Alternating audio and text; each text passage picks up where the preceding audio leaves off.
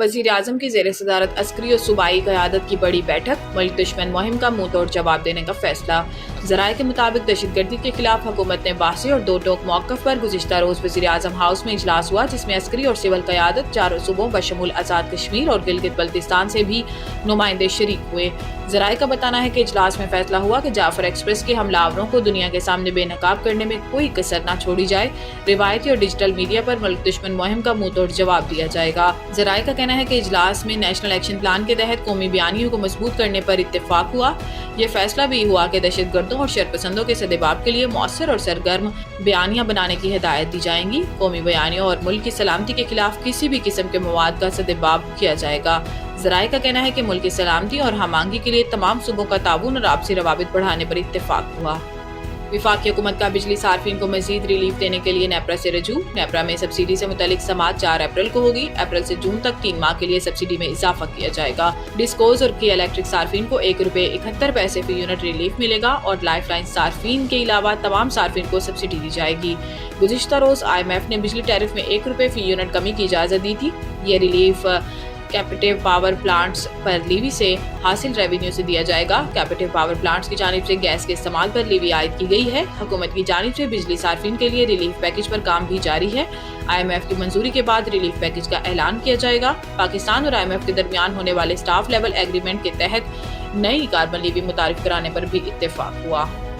Budget 2025-26 tax महसूलात का हदफ 15,270 अरब रुपए मुकर्रर।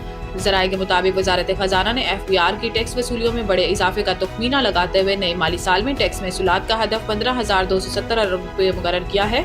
रवा माली साल के मुकाबले में नए माली साल के लिए 2,300 अरब रुपए इजाफे का तखमीना है।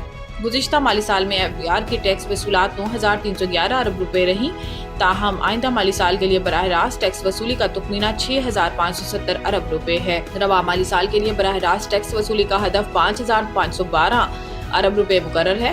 वाज़ेह है कि IMF अब अगले माली साल के वफाकी बजट की निगरानी करेगा और बजट को हतमी शक्ल देने के हवाले से IMF का अहम वफ़द 4 अप्रैल को पाकिस्तान का दौरा करेगा।